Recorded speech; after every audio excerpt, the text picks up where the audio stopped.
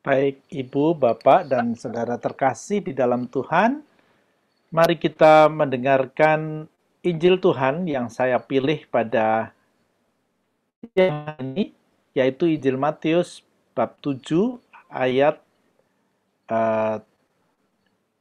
sampai 13. 11 sampai 14.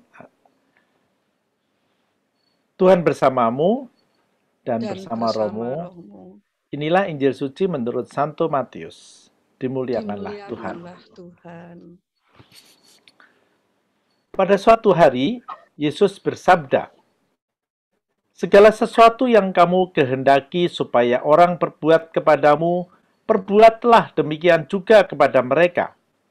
Itulah isi seluruh hukum Taurat dan kitab para nabi. Masuklah melalui pintu yang sesak itu, karena lebarlah pintu dan luaslah jalan yang menuju kepada kebinasaan, dan banyak orang yang masuk melaluinya. Karena sesaklah pintu dan sempitlah jalan yang menuju ke kehidupan, dan sedikit orang yang mendapatinya. Demikianlah sabda Tuhan. Terpujilah Terpujilah Kristus. Kristus. Ibu Bapak yang terkasih di dalam Tuhan, kalau hari ini saya ingin mengajak Ibu Bapak merenungkan tentang arti jalan sempit Tuhan, yang pada dasarnya adalah jalan yang Yesus sendiri. Saya ingin agar kita sungguh-sungguh mengikuti Dia secara total. Maka supaya lebih gampang, saya ingin share screen dari bahan yang sudah saya siapkan pada siang hari ini, yaitu bagaimana gambar-gambar itu nanti akan saya tunjukkan untuk sedikit mempermudah renungan kita. Saya mulai dari gambar ini. Ibu Bapak mungkin atau kemungkinan besar mempunyainya. Ada salib yang mungkin dipasang di rumah, di kamar. Ada juga rosario yang mungkin ada di kalung Anda, di dompet Anda dengan salib. Nah, pertanyaannya, kalau Anda mempunyai salib entah di rumah, entah dalam bentuk kalung, sebenarnya tujuannya untuk apa? Kalau saya tanya kepada para ibu, bapak, dan juga mungkin bahkan orang-orang muda, satu, ada yang menjawab, untuk identitas kita sebagai orang Katolik. Ya, oke. Yang kedua, supaya kita sungguh dilindungi oleh Tuhan. Seperti tadi kita memohon supaya kita mendapatkan rahmat Tuhan. Dan kita tahu rahmat Tuhan melalui salib memang berlimpah. Tidak salah. Cuma tentu saja bagi saya itu tidak cukup. Ada sesuatu yang juga perlu kita renungkan lebih dalam. Nah, demikian juga kalau kita mengikuti jalan salib, terutama kalau pada masa Prapaskah. Tujuannya untuk apa sih? Ya tentunya berusaha mengikuti jalan salib supaya kita benar-benar seperti Yesus. Tapi tidak sedikit juga yang mengatakan supaya kita berlimpah berkah. Nah, kalau saya tadi mendengar bahwa orang memakai salib, orang juga mengikuti jalan salib supaya berlimpah berkah, saya jadi teringat waktu saya ke Gunung Kawi. Ibu bapak pasti tahu dong Gunung Kawi ya kan, nggak jauh dari Surabaya. Banyak orang untuk apa? Ngalap berkah gitu kan. Nah, kalau kita pergi ke ikut jalan salib, lalu juga memakai salib, memasang salib di rumah supaya berlimpah berkah, lalu sebenarnya apa bedanya dengan mereka yang ke Gunung Kawi? Ngalap berkah. Oh, ada bedanya dong Romo. Kalau ke Gunung Kawi kan nggak jelas siapa yang dimintai berkah dan berkah macam apa. Tapi kalau Yesus kan berkah yang pasti dapat diandalkan karena Yesus tanda petik lebih dekat dengan Bapa di surga. Dan dia adalah Tuhan. Ya, argumentasi yang tidak salah. Tetapi sebenarnya masih kurang. ada hal yang bagi saya lebih esensial dari itu, yaitu sebenarnya kalau kita memakai salib, memasang salib, mengikuti jalan salib, sebenarnya kita berusaha sungguh-sungguh menjadi seperti Yesus yang sungguh-sungguh membuka hati pada Bapa di surga. Bukankah Yesus pernah mengatakan, "Akulah jalan, kebenaran, dan hidup. Tidak ada manusia yang datang kepada Bapa tanpa melalui aku." Yesus adalah jalan, berarti adalah bahwa apa yang dia jalani, perlulah kita jalani. Apa yang dia lakukan, harus kita lakukan. Supaya kita mendapat kehidupan sejati. Itulah berkah yang berlimpah. Karena kalau hanya sekedar mengikuti Yesus, sekedar percaya, sekedar menyebut namanya, tentu itu tidak sesuai dengan apa yang Tuhan kehendaki. Yesus mengingatkan kok, masuklah melalui pintu yang sesak itu. Karena tadi kita baca bukan? Karena lebarlah pintu dan luaslah jalan menuju kepada kebinasaan, dan banyak orang yang masuk melaluinya. Karena seklah pintu dan sempitlah jalan yang menuju kepada kehidupan, dan sedikit orang yang mendapatinya. Yesus adalah jalan sempit karena apa? Susah, sulit mengikuti jalan salib itu nggak gampang. Jalan salib itu apa sih sebenarnya? Jalan salib adalah ketika kita sungguh-sungguh membongkar ego kita. Menepikan, meminggirkan, bahkan mengikis kepentingan-kepentingan pribadi kita. Supaya kita mampu mengikuti Yesus. Supaya kita sungguh-sungguh menapaki jalan keterbukaan kepada Bapa. Itu susahnya minta ampun. Karena ego kita tuh terlalu tebal. Tapi Yesus bisa. Yesus tentu saja mau menunjukkan dalam jalan salib itu kata-katanya dalam doanya kepada Bapa. Kalau boleh cawan ini berlalu daripadaku, gitu kan? Tetapi bukan kehendakku yang terjadi, tapi kehendakmu.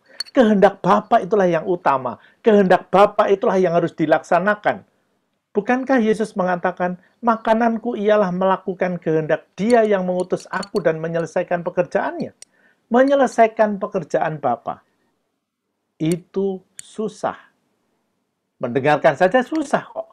Tapi memang itu berarti kalau kita secara total mengasihi Allah. Bukankah dalam perintah kepada kita, Tuhan mengatakan, kasihlah Tuhan Allahmu dengan segenap hatimu, dengan segenap jiwamu, dengan segenap akal budimu. Segenap akal budi, segenap jiwa, segenap hati. Itu berarti total kita harus membuka hati sungguh-sungguh. Dan itu nggak gampang. Benar-benar tidak gampang. Karena mengikuti Yesus, wah supaya dalam arti tertentu, ya tadi supaya terberkati. Dan bukti bahwa kita terberkati adalah kalau kita kaya, kalau kita terkenal, kalau kita sehat terus. Siapa bilang? Terberkati itu adalah ketika kita sungguh melaksanakan kehendak Bapa. Terberkati adalah kalau ada kerajaan Allah di dalam hati kita. Bukankah kita berdoa tiap hari, datanglah kerajaanmu, jadilah kehendakmu. Jadi kehendak Tuhan itu terjadi, dan kalau itu kita dengarkan, kita laksanakan, ada kerajaan Allah dalam hati kita. Ada ketenangan, ada kedamaian.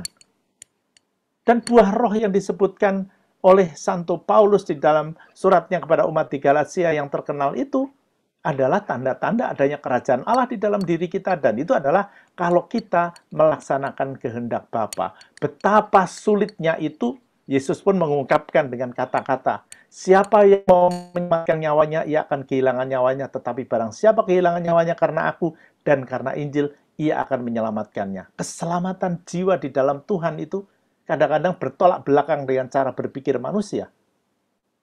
Kita mencari yang enak, kita mencari yang nikmat, kita mencari yang nyaman, kita mencari yang sehat. Tetapi lupa bahwa yang lebih penting adalah melaksanakan kehendak Bapa. Bukankah kalau kita berdoa itu kita minta apa? Oh, minta kesehatan, minta berkah, minta rezeki yang lancar, keluarga yang baik, teman yang baik, udara yang baik. Semua yang baik, tapi yang baik itu yang enak-enak. Dan itulah tadi ego kita. Kepentingan kita. Itu sulitnya. Dan Yesus memberikan contoh, menjadi jalan bagi kita. Dengan jalan salib itu, bagaimana caranya melaksanakan kehendak Bapa. Apa yang terjadi ketika seorang pemuda kaya bertanya kepada Yesus, Tuhan, apa yang aku lakukan kalau aku mau sempurna? Tuhan mengatakan, jikalau engkau tidak sempurna, pergilah, jualah segala milikmu dan berikanlah itu kepada orang-orang miskin, maka engkau akan beroleh harta di surga. Kemudian datanglah kemari dan ikutlah aku. Pemuda kaya itu sudah mengatakan, aku sudah melaksanakan perintah-perintah Tuhan. Pergi ke gereja, berderma, ikut pelayanan. Itu kan, pemuda kaya kan tadi mengatakan begitu. 10 perintah adalah saya jalankan. Kamu belum sempurna. Kalau di sini dikatakan jualah segala milikmu. Jualah segala milikmu itu tidak berarti harafiah, hartanya dijual. Tetapi artinya apa? Jangan letakkan hati dan pikiranmu pada hartamu, tapi letakkanlah hati dan pikiranmu pada Tuhan. Kasihilah Tuhan Allahmu dengan segenap hatimu, dengan segenap jiwamu, dengan segenap akal budimu.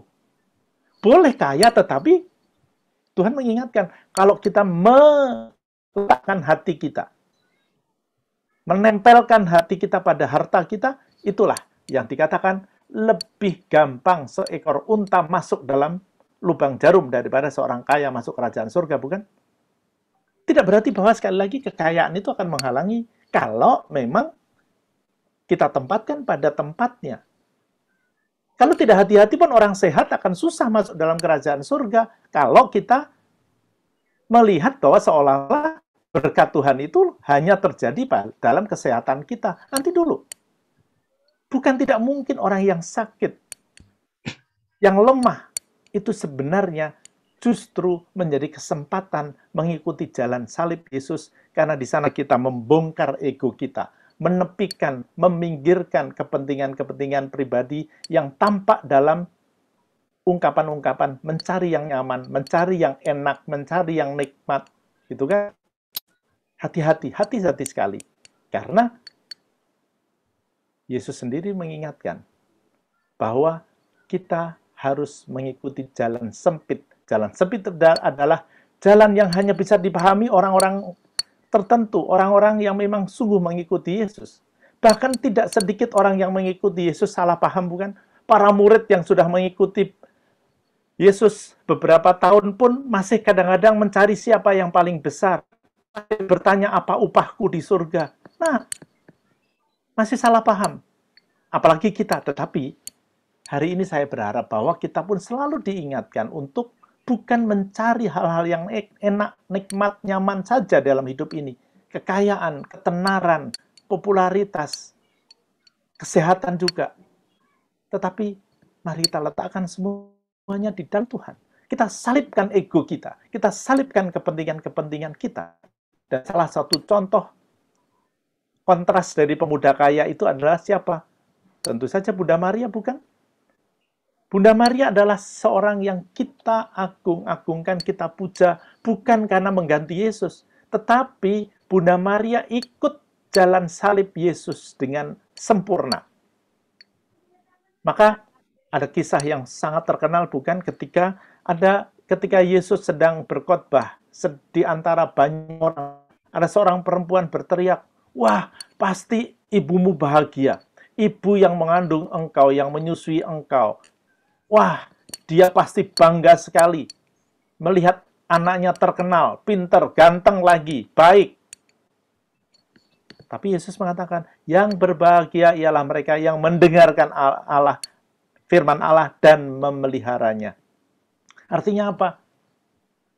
Hal-hal duniawi yang dipikirkan itu dikontraskan dengan apa yang paling penting di dalam hidup rohani, yaitu melaksanakan kehendak Bapa.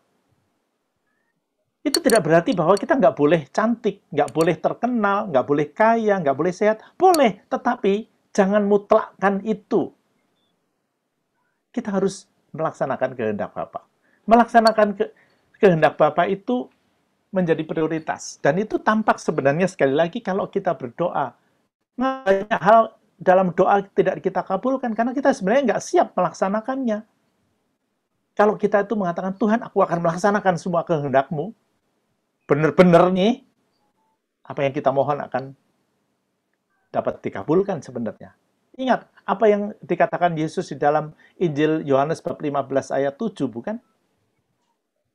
Anda boleh kutip, saya tidak mengasukkan dalam slides, tapi karena dikatakan, "Firman-Ku tinggal di dalam kamu dan kamu di dalam firman-Ku, mintalah, maka kamu akan diberi."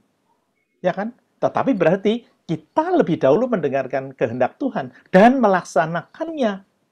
Itulah jalan salib Yesus. Karena berarti jalan salib adalah mencoba dan berusaha mengikuti dan meneladan Yesus supaya hal-hal yang kita anggap penting secara manusiawi, kita coba relatifkan, kita salib.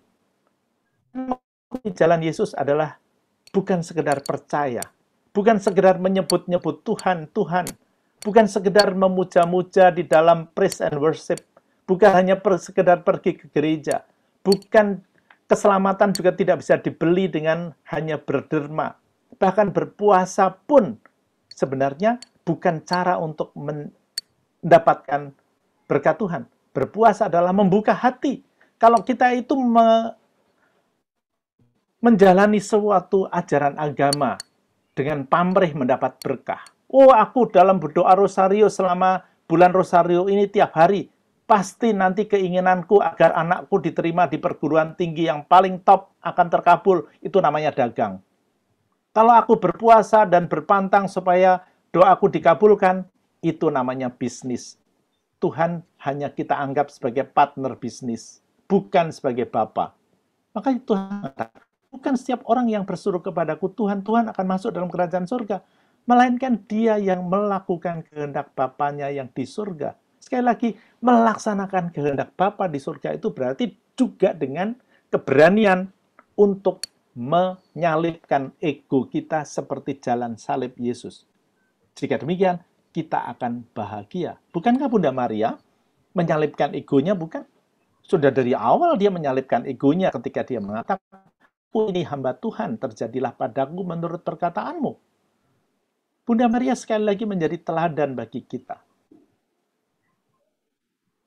Ketika Yesus pergi, hilang sehari, bagaimana reaksi Bunda Maria? Bunda Maria hanya menyimpan perkara di dalam hatinya dan merenungkannya. Bagaimana atau perasaan Bunda Maria ketika melihat Yesus mendaki gunung Golgota sambil memanggul, dia mengikuti dari belakang, bukan? Pasti nangis-nangis dong, seorang ibu yang anak tunggalnya dibegitukan, bahkan kemudian mati disalib. Siapa sih yang kuat? Siapa sih yang tahan? Tetapi Bunda Maria mau melaksanakan kehendak Bapa meskipun betapa itu menyakitkan, betapa itu membuat penderitaan. Itulah yang dimaksudkan Tuhan, bahwa kita mau melaksanakan kehendak Bapa. Memuji-muji Tuhan dengan mulut kita, bukan dengan pikiran kita, dengan doa-doa kita, tetapi dengan melaksanakannya. Jadi dengan tangan dan kaki dan terutama dengan hati kita, di sanalah akan ada kehidupan, di sanalah ada kerajaan surga, di sanalah apa yang dijanjikan Tuhan sebagai keselamatan itu dapat kita terima. Ibu Bapak, Tuhan selalu mengetuk hati kita. Tuhan selalu hadir menyapa kita. Dan sekarang tergantung apakah kita mau membukakan pintu. Kalau kita membukakan pintu, Tuhan akan masuk. Cuma masalahnya sekarang, ego kita itu, perasaan-perasaan kita, keinginan-keinginan kita, harapan-harapan kita itu masih sangat dibalut oleh kepentingan-kepentingan diri. Sehingga di dalam doa, kita tidak bisa mendengarkan Tuhan. Ibarat pintu yang terlalu tebal, ketukan Tuhan tidak bisa kita dengarkan karena kita hanya mendengarkan diri sendiri.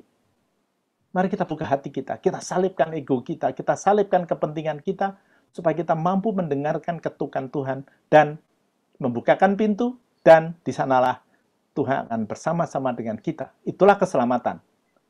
Pintu yang ditunjukkan Tuhan adalah pintu sempit. Jalan yang ditunjukkan Tuhan adalah jalan sulit. Tapi kalau kita memang mau mencari keselamatan dan kehidupan sejati, mari kita ikuti Yesus sebagai jalan. Di sana kita akan mendapatkan kehidupan. Mari kita ikuti Yesus sebagai guru. Di sana kita akan sungguh-sungguh mendapatkan keselamatan. Tuhan memberkati. Amin. Amin.